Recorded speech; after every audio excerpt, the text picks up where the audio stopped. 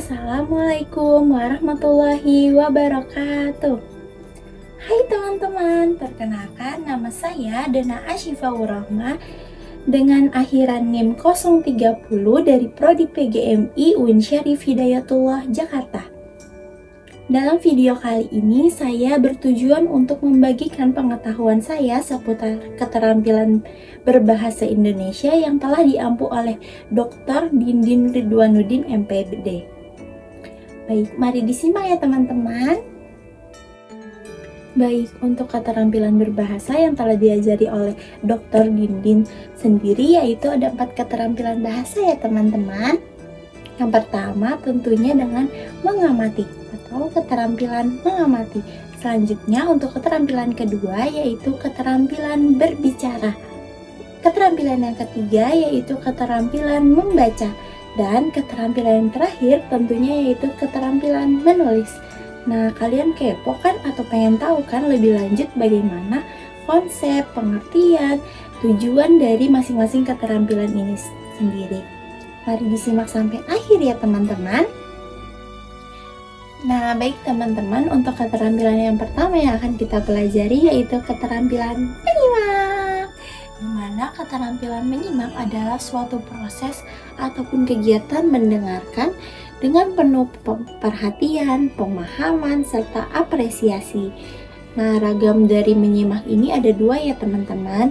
Yang pertama ragam ekstensif dan yang kedua ragam intensif. Di mana ragam ekstensif yaitu adalah kegiatan menyimak yang dilakukan secara lebih umum atau secara lebih bebas tanpa adanya bimbingan dari guru. Contohnya mungkin seperti kita sedang menyimak cerita dari teman kita sendiri. Nah, untuk menyimak yang kedua yaitu menyimak intensif, di mana menyimak ini dilakukan secara lebih bersungguh-sungguh untuk mendapatkan suatu makna atau pengetahuan baru.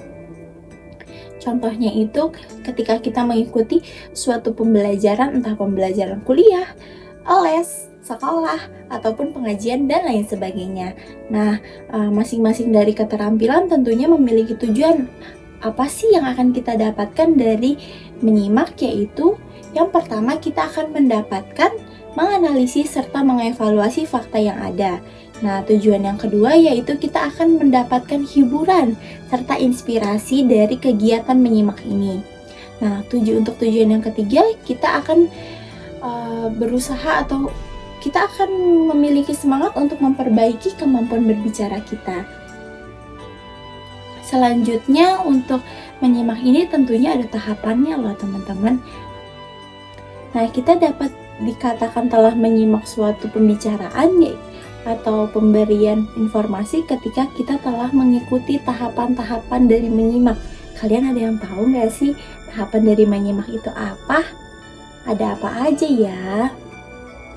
Oke, aku akan kasih tahu. Jadi, tahapan dari menyimak yaitu yang pertama tentunya kita harus mendengar terlebih dahulu. Habis kita mendengarkan informasi, kita harus menganalisis informasi tersebut. Selanjutnya, kita akan menginterpretasi. Selanjutnya, kita akan mengevaluasi.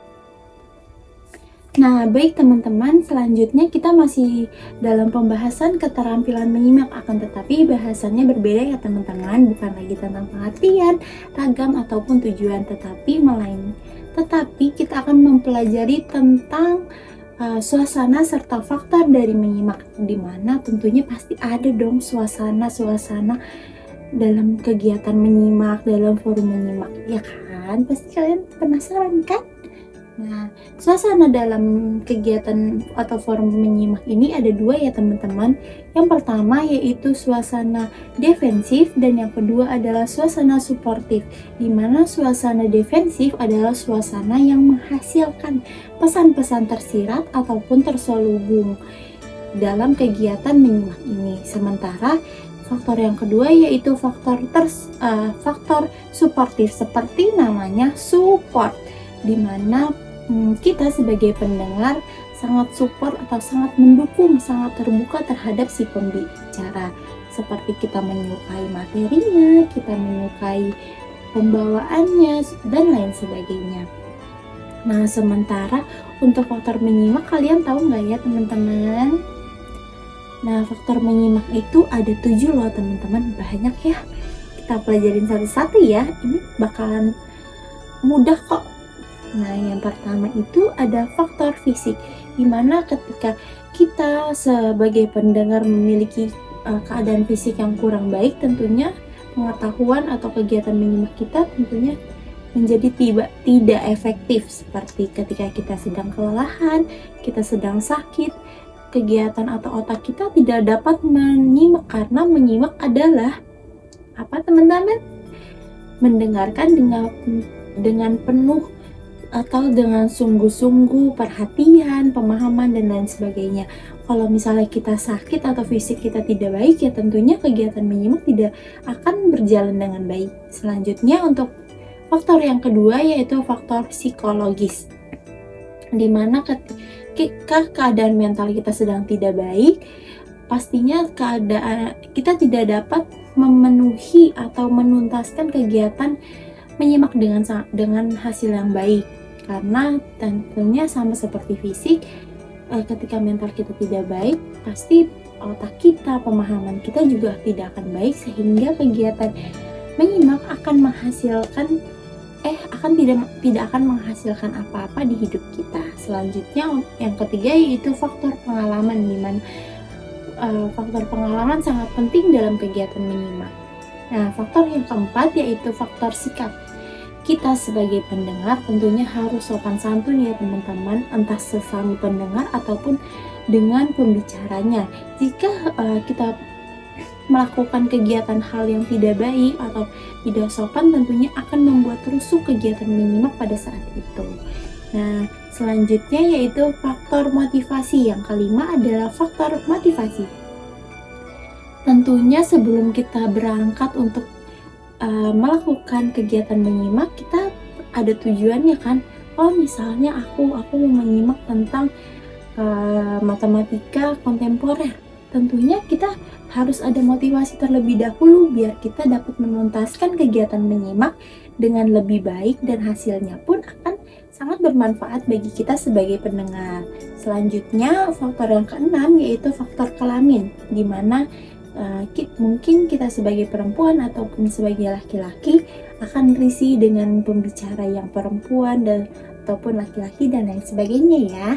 Nah, selanjutnya untuk faktor yang terakhir yaitu faktor lingkungan.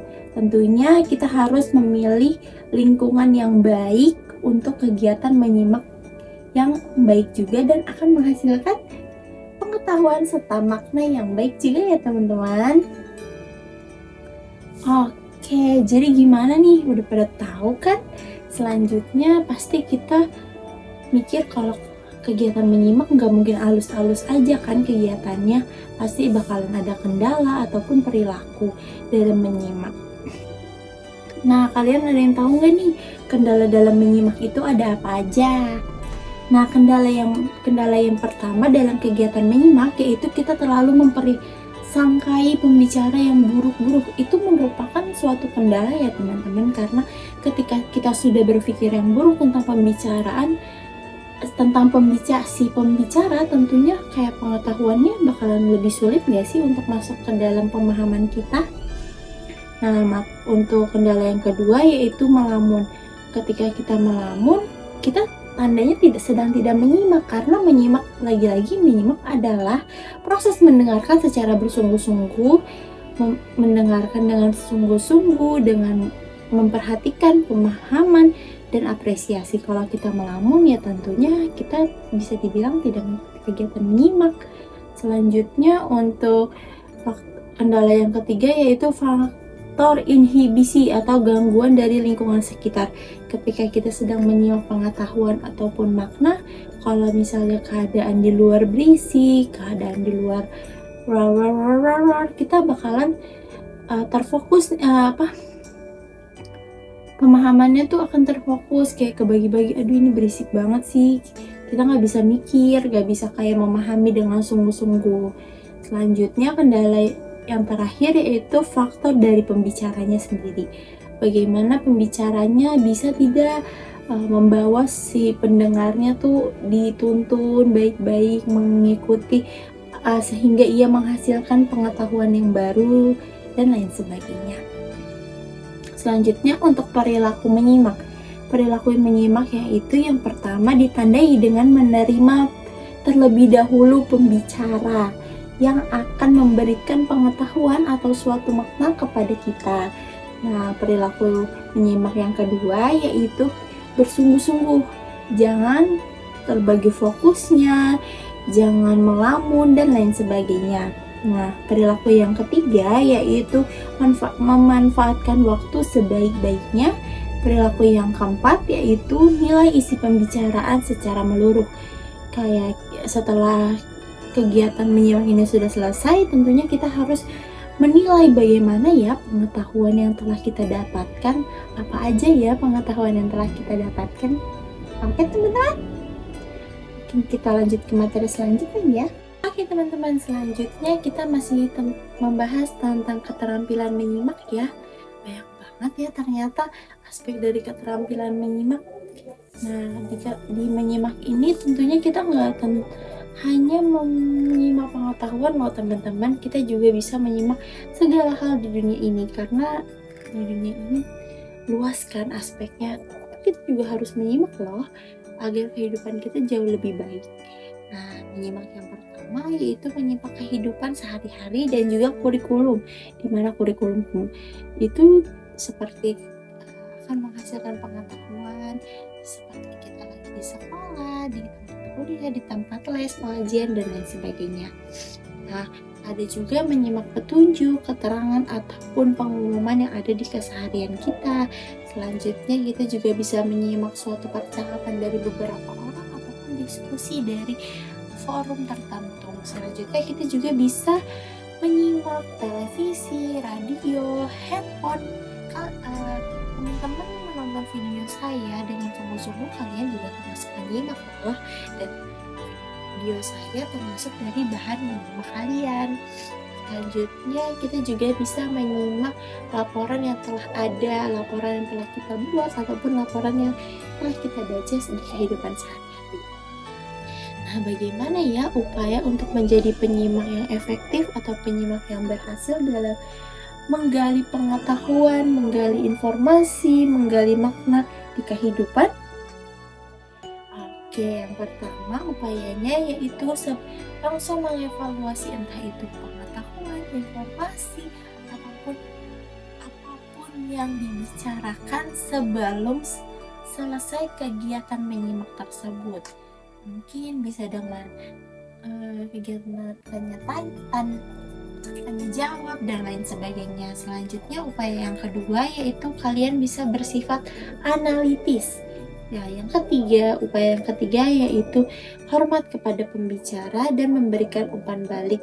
Seperti yang udah aku bilang, umpan baliknya bisa berbentuk pertanyaan ataupun menanggapi dan lain sebagainya.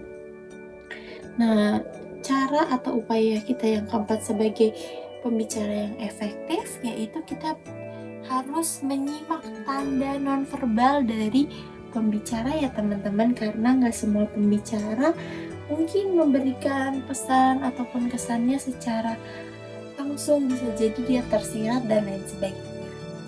Nah, sebagai calon guru kita juga harus dong mengajari peserta didik kita nantinya untuk menyimak dengan baik. Nah, bagaimana ya cara kita mengajari peserta didik, apalagi peserta didik anak SD?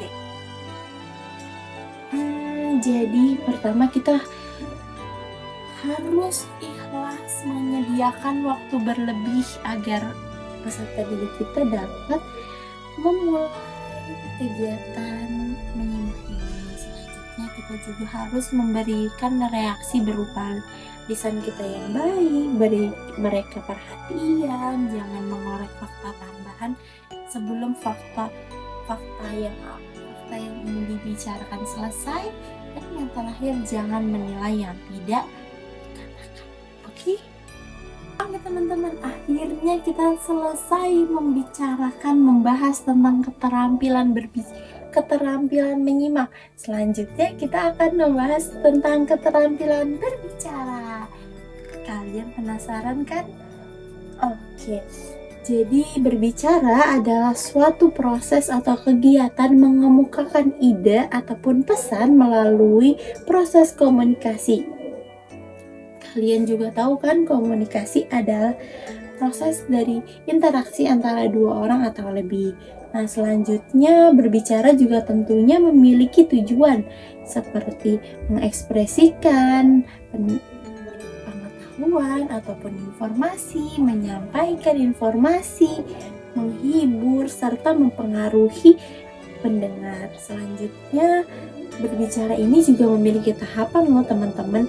Gak mungkin kita langsung berbicara tanpa adanya hal yang ingin kita bicarakan. Yang pertama, kita harus mempersiapkan dulu nih apa yang ingin kita bicarakan. Selanjutnya, kita juga harus menentukan topik agar pembicaraan kita tuh lebih berkualitas, lebih bermakna. Jadi kita harus mempersiapkan, selanjutnya menentukan topik yang ingin kita bicarakan. Terus penentuan tujuan nih, apa sih tujuan saya berbicara hal tersebut kepada mereka. Terus juga mengumpulkan referensi agar pembicaraan kita jadi lebih berkualitas, tidak hanya asbun atau asal bunyi tanpa adanya data. Selanjutnya kita juga bisa menyusun kerangka. Dan yang terakhir, berlatih untuk berbicara ya teman-teman, karena berbicara itu bagi sebagian orang ada yang sulit loh. Nah, selanjutnya kita akan belajar tentang aspek dari berbicara, di mana dalam berbicara ini harus memperhatikan beberapa aspek ini loh teman-teman. Jadi kalian tonton dengan baik ya. Aspek yang pertama tentunya yaitu lafal kita mengemukakan idenya. Bagaimana lafal kitanya, kejelasannya, ketepatannya, tidak bercampur dengan bahasa lainnya. Nah, aspek yang kedua yaitu intonasi, tinggi rendahnya suara kita. Harus sesuai loh sama apa yang ingin kita sampaikan agar lebih dimengerti oleh orang. Selanjutnya ada kosakata atau kalimat. Jumlah kalimatnya berapa, kalimat pembukanya apa, kalimat isinya apa, penutupnya apa, apresiasinya atau koherensinya apa. Selanjutnya yaitu hafalan, di mana kita harus sebelum berbicara harus lancar, harus teratur, harus sesuai, dan harus memiliki ekspresi. Nah, selanjutnya kita juga harus mengenai ekspresi, kita dalam berbicara harus menggunakan aspek mimik muka. Karena dengan mimik muka kita akan menunjukkan gestur, menunjukkan ekspresi dan penjiwaan dari hal yang akan kita bicarakan. Gimana teman-teman, udah ngerti kan? Oke teman-teman, selanjutnya kita akan membicarakan atau membahas tentang hubungan berbicara. Pertama, membahas tentang hubungan berbicara dengan keterampilan menyimak, hubungan berbicara dengan keterampilan menulis, hubungan berbicara dengan keterampilan membaca. Oke, pertama-tama kita bakalan bahas hubungan keterampilan berbicara dengan keterampilan menyimak dulu kali ya. Yang pertama itu hubungannya belajar berbicara akan melalui proses kegiatan menyimak terlebih dahulu. Hubungan yang kedua yaitu adanya pergantian peran antara keterampilan berbicara dengan keterampilan menyimak. Selanjutnya hubungan yang ketiga yaitu keterampilan berbicara dijadikan tolak ukur keberhasilan dari kegiatan menyimak. Jadi kalau misalnya kalian masih berbicaranya berantakan, berarti kegiatan menyimak kalian juga masih tergolong berantakan. Selanjutnya hubungan yang keempat yaitu banyak reproduksi atau bentuk reproduksi. Nah, selanjutnya keterampilan berbicara dengan keterampilan membaca. Hubungan yang pertama yaitu keterampilan berbicara dan membaca umumnya itu berbeda, akan tetapi saling mengganggu dan mungkin tapi jika memang diasah terus akan meningkatkan keterampilan yang bisa diajarkan secara langsung ya teman-teman. Selanjutnya untuk hubungan berbicara dengan keterampilan menulis, di mana berbicara adalah sarana pendukung dari keterampilan menulis. Juga sebagai keterampilan berbicara sangat diperlukan untuk menulis, khususnya menulis dialog. Oke teman-teman, selanjutnya karena kita sudah membahas tentang keterampilan berbicara, tentunya pada saat zaman ini kita dituntut untuk berbicara di depan umum, di depan forum. Nah, bagaimana sih langkah kita sebagai pembicara untuk mempersiapkan pembicaraan yang baik, yang berkualitas dan yang sesuai? Nah, cara yang pertama tentunya kita harus memilih topik ataupun materi yang sesuai, yang berkualitas, dan yang baik. Nah, selanjutnya setelah kita memilih topik atau materi tersebut, kita harus memahaminya dong. Nah, selain kita memahami topik atau materi, kita juga harus memahami loh bagaimana sih keadaan dari pendengar kita, bagaimana sih situasi kita nanti ketika berbicara. Selain itu, kita juga harus menyiapkan atau memikirkan tujuan yang jelas dari pembicaraan kali ini. Selanjutnya, kita juga harus memiliki kontak yang baik dengan pendengar, linguistik yang tinggi, menguasai pendengar, memanfaatkan alat bantu jika diperlukan agar menunjang pembicaraan kita lebih baik. Selanjutnya, kita juga harus memiliki penampilan yang baik dan rencana yang tersusun dengan baik. Selanjutnya, berbicara itu juga memiliki faktor loh teman-teman. Faktor pembicara yang pertama yaitu kebahasaan dan faktor dan kebahasaan. Oke teman-teman, selanjutnya kita akan membahas tentang langkah-langkah berbicara serta keterampilan yang ada dalam keterampilan berbicara.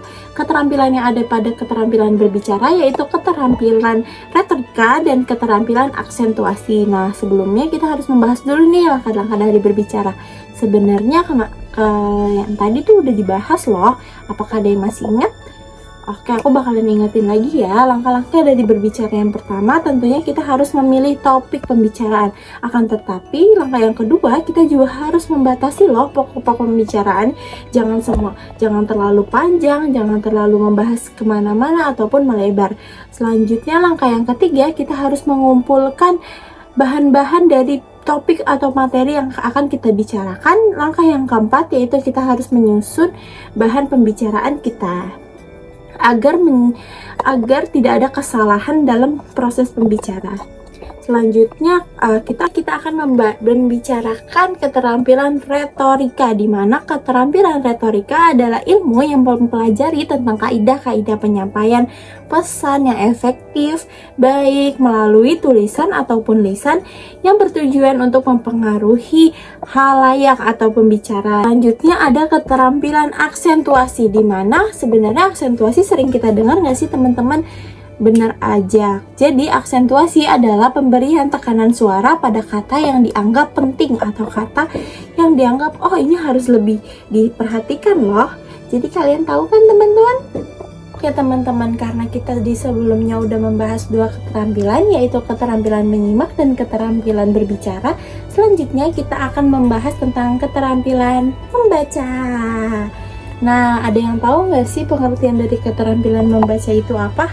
Jadi, keterampilan membaca adalah suatu proses ataupun kegiatan kognitif yang berupaya untuk menggali atau menemukan berbagai informasi dari berbagai tulisan. Nah, tujuan dari membaca ini yang ada 3 loh teman-teman. Yang pertama, kita akan mengenal aksara dan tanda baca.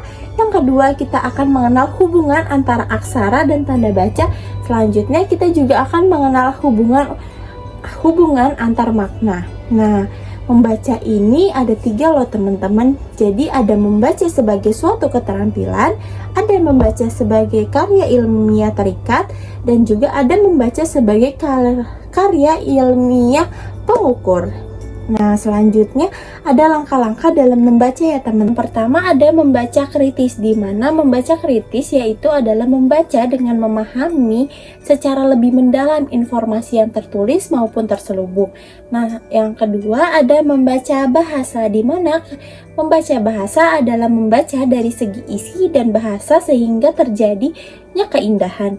Membaca yang ketiga yaitu membaca teliti, di mana membaca teliti adalah membaca secara seksama untuk mengetahui lebih detail gagasan yang ada. Nah, selanjutnya membaca yang keempat yaitu membaca ide. Membaca ide adalah materi membaca dengan memanfaatkan ide yang terdapat dalam suatu gagasan. Selanjutnya ada membaca sastra, di mana membaca sastra adalah membaca yang sifatnya sangat menghargai pembicara. Nah, selanjutnya yang terakhir yaitu membaca pemahaman, di mana membaca pemahaman adalah membaca yang bertujuan untuk memahami standar dari kebahasaan seperti drama tulis, pola fiksi, kesastraan, dan lain sebagainya. Oke teman-teman, kita tiba pada pembahasan keterampilan yang terakhir, yaitu keterampilan menulis. Ada yang tahu nggak sih keterampilan menulis itu apa? Jadi, keterampilan menulis adalah kemampuan seseorang untuk mengemukakan ide, gagasan, ataupun informasi ke dalam bentuk tulisan yang akan dibaca oleh orang lain ataupun pihak lain. Nah, tujuan dari menulis ini ada banyak loh teman-teman, tapi aku bakalan kasih tahu 6 ya. Yang pertama yaitu kita sebagai penulis dapat mengubah keyakinan pembaca. Selanjutnya yang kedua, kita sebagai penulis kita akan menanamkan pemahaman kepada pembaca. Yang ketiga yaitu kita merangsang pola berpikir si pembaca. Tujuan yang keempat yaitu kita dapat menyenangkan serta menghibur pembaca. Yang kelima, kita akan memberitahu pembaca tentang beberapa hal, dan tujuan yang terakhir yaitu kita dapat memotivasi pembaca loh.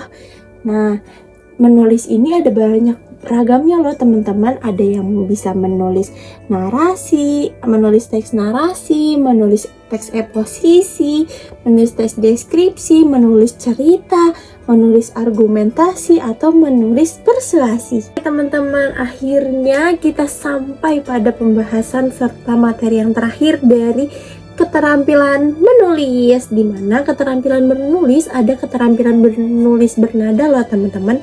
Ada menulis bernada akrab, menulis bernada penerangan, menulis bernada penjelasan, menulis bernada debat, dan menulis bernada kritik.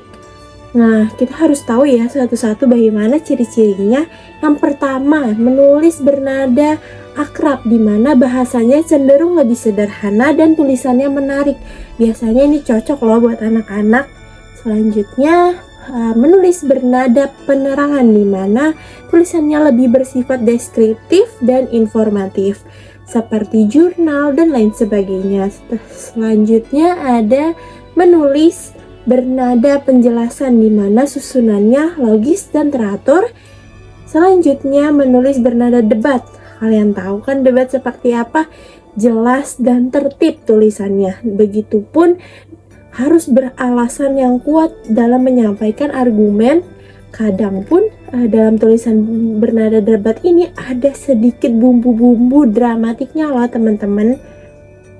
Selanjutnya menulis bernada kritik, di mana kita mengomentari suatu gagasan orang lain ataupun suatu penulis orang lain, dan juga kita menyantumkan saran ya teman-teman.